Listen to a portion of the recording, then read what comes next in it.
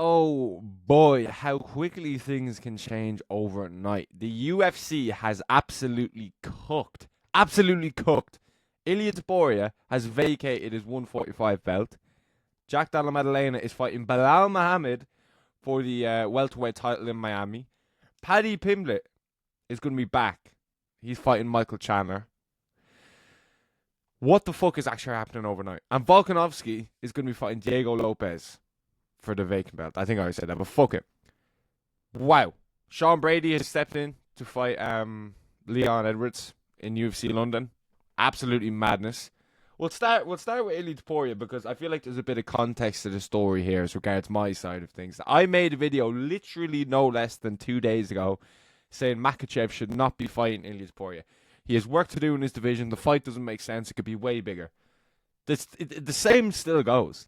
Islam Makhachev, it just doesn't change anything, okay? This actually does not change anything. I would have thought before maybe if he vacates the belt, who wouldn't want to see that fight? And obviously that's still the discussion, who wouldn't want to see that fight. But, man, you've got Arman Tsarukyan, you've got Charles Oliveira, and you've got Dustin Poirier as 3 possible opponents for Ilia Topuria. I'm sorry, if he actually ends up fighting Arman Tsarukyan, I called that before anyone, okay? I literally fuck Benil Dariush when he said, this channel said it first, go back and watch the videos. But Ilia moving up, I don't know how I feel about it.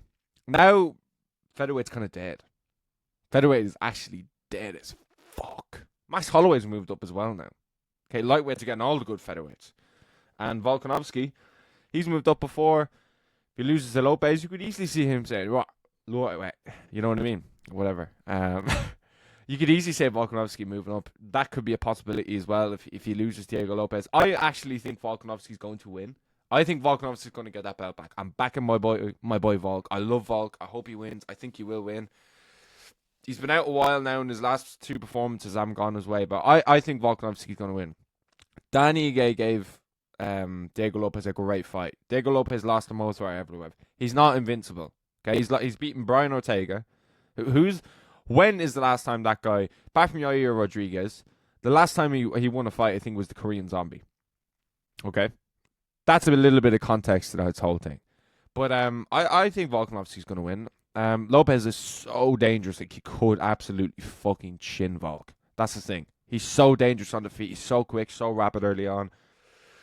Don't see Lopez really grappling. But I don't think Volk's...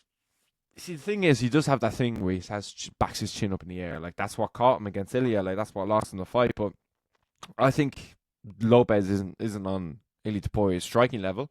Okay, and Volkanovski was doing very well against Ilia. It's going to be a bit shit for Volk if he wins. By a bit shit, I mean very shit for Volkanovski if he actually wins that fight, because everyone's just going to be like, the only reason you're champion is because Ilia left. And they're right. They're right. Do you know what I mean? He wouldn't actually have the belt if Ilia Topuria was still there. More than likely, I don't see Volkanovski beating Ilia in a rematch. But we're here now. Okay, we're here now. And I don't know. I feel like if Lopez had the belt, I think it would cement more of a champion. Because people would have been like, yo, this dude didn't lose to Ilia. He starts Volkanovski. Let's say he knocks out Volk. Okay, people are going to be like, shit, this dude absolutely starts Volk. Him versus Ilia would have been a scrap. Who knows what would have happened? He's the champ. But if Volkanovski, let's say Volkanovski goes out there and schools Diego Lopez for 5 rounds, wins 50-45, people are just going to be like, well, Ilia's just so much better than all these guys. Let them fight for that fake belt. He's going to fight with the real guys up on 155. That's what people are going to say. So it's a bit of a lose-lose situation for Volkanovski, like if he wins. And it deadens featherweight. Featherweight would be completely dead. There is a new addition. Pitbull is going to be fighting Yair Rodriguez. Pitbull is going to get absolutely smacked. Okay, Yair's not even that good, and Pitbull is going to get absolutely fucking smacked. Okay? We're going to see like the real difference between Bellator and the UFC. See, I've been saying this for time, yeah, like all these, like Paul Hughes and Usman Nurmagomedov was an absolutely great fight, and it was so good for the sport at the time, but Dana White drops a bombshell like this. No one cares about Paul Hughes. No one cares about Usman Nurmagomedov. No one cares about Patchy Mix.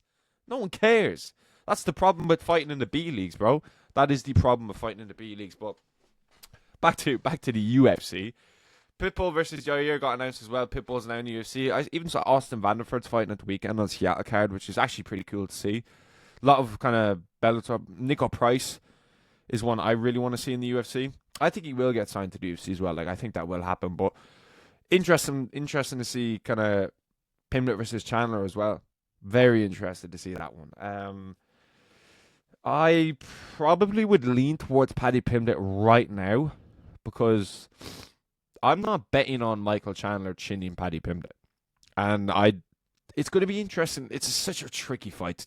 Such weird styles. Okay, I could honestly see Pimblett submitting Chandler. I think that's a possibility. I don't think it's ridiculous to say Paddy Pimblett submits Chandler.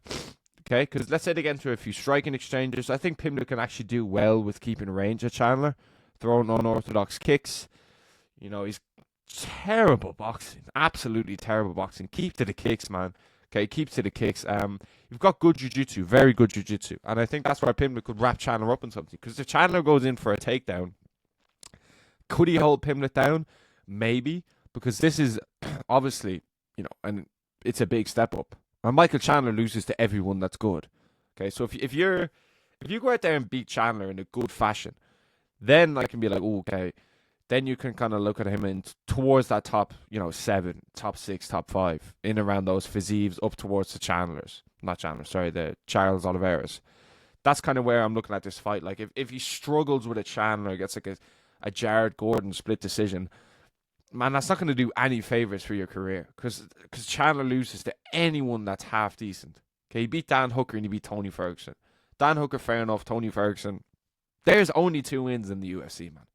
Okay, you're going to add Paddy Pimblett on that. People aren't going to... And they probably call for an Arman Sarukian fight, which was actually rumored at one stage, which is fucking crazy shit. But that's a good fight. I am leaning towards Paddy Pimblett at the moment, simply because I think he's younger. You can't really bet on Michael Chandler to win. Let's be fucking honest here. He hasn't won in like 3 years, nearly 3 years. May it'll be 3 years. You can't bet on Michael Chandler to win. Okay, he's too much of a liability in every single situation that he fights in. So I'll go with Pimblett on that one. He's not exactly coming off like a massive win against a massive opponent. Like, Bobby Green was a great win that had never been submitted. And I didn't think Pimblett was going to win that fight. I thought he could, but I didn't think he was going to. So it's not like he's literally coming off like an Oliveira win or like a Poirier win or something like that. But it's still a good win. It's still a landmark to submit Bobby Green. Bobby Green's never been submitted, so why not pick Pimblett in this fight? You know, Chandler, like I said, 3 years without a win, sat out like a little fucking, you know, someone on the bench waiting for McGregor. That never happened. Came back on his ass whooped by Charles Oliveira, illegally hitting him in the back of the head as well. That was dirty. It was dirty as fuck. And yeah, we'll see what happens with them fights. You know, we'll see what happens with them fight. Brady versus Leon Edwards is the next up. And when I first saw this fight, I was like, damn, if I've got tickets to this fight, I am fucking pissed. I am pissed, bro. Okay? You had JDM versus Leon, which was definitely going to be a striking matchup. Definitely going to be a striking matchup. Now, you have Leon versus Brady, 2 decision merchants. That is going to be a snooze fest. That is going to be an absolute snooze fest. Okay? And Leon Edwards is my favorite fighter. But that is going to be a snooze fest. The JDM fight was going to be a banger. And now JDM is fighting Belal Muhammad. That is crazy. That is fucking crazy. Shavkat is injured. See, a lot of people are saying, oh, Shavkat, yeah, he missed the boat. Get off the boat, kid. You got to... Hello, Buckley. You can't really do that. You can't really do that. Okay? Because Belal pulled out last time. And it's not as if these two were signed. The date was there. You know, Miami. I don't know wherever the fuck this fight. I can't remember where this fight is. I think it's Miami. I don't fucking know. Let's say it's you know, let's say they had it signed. No, it's in Canada, actually. That's it. It's in Canada. Let's say they had it signed for Canada. And then he pulled out. Then you could say, okay, you know, whatever. But the fact that they weren't even signed, he just wasn't ready. They just didn't have a main event for Canada. They didn't have a main event. Why do you think they had to pull JDM out of the fucking London card? Okay? And if I'm JDM, I'm sorted here. Okay? I don't have to fucking worry about Leon. JDM is losing to Belal. That's another thing. JDM is losing to fucking Belal. Unfortunately. That will be heartbreaking, bro. Oh my god! But if he absolutely starts us, okay, we need to make like a statue of JDM outside every single arena the UFC's been in. Fuck it, even ones they haven't been in. Okay, just get JDM statues up absolutely everywhere, so we know he beat Belal. Okay, chin them as well.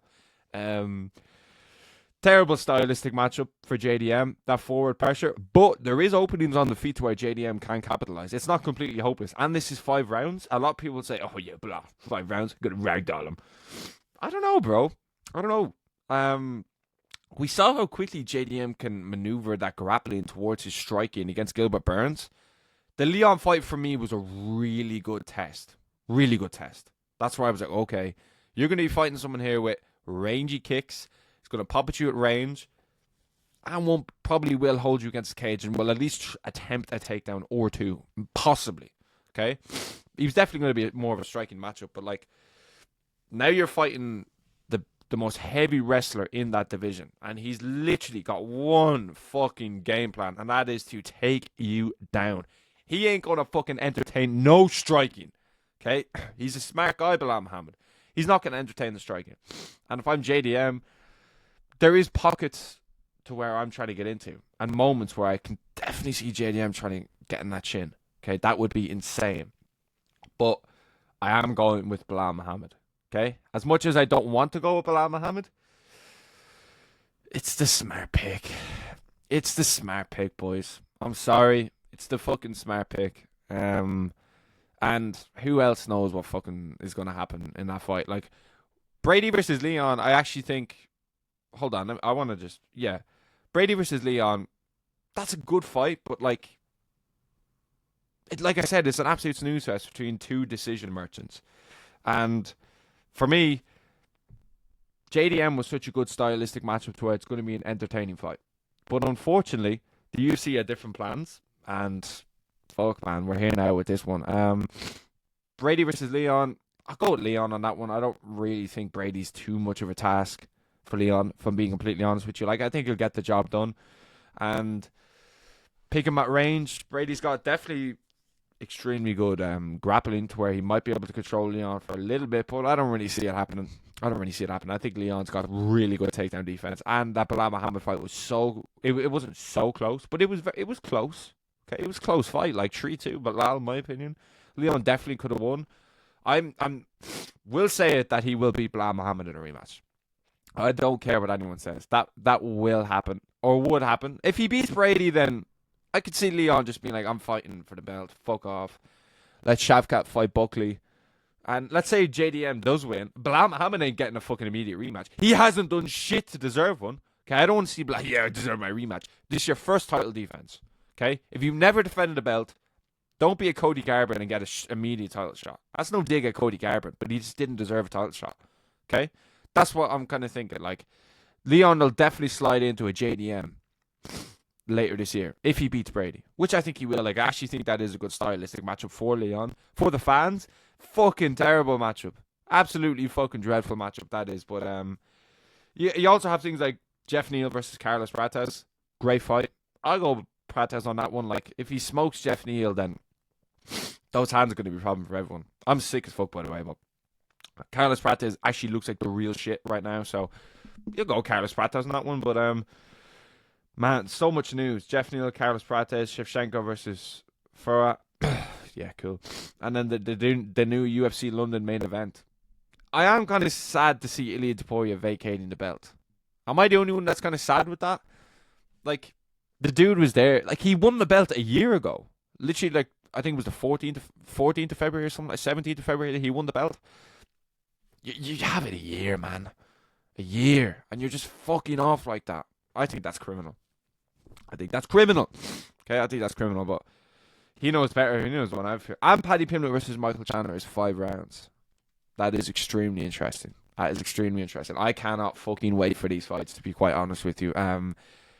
What an day to be an MMA fan. You know, you wake up with news like that, your whole day is ruined or it is absolutely stacked. And thankfully, Dana White has dropped a bombshell on us to where we are absolutely stacked for the next few months.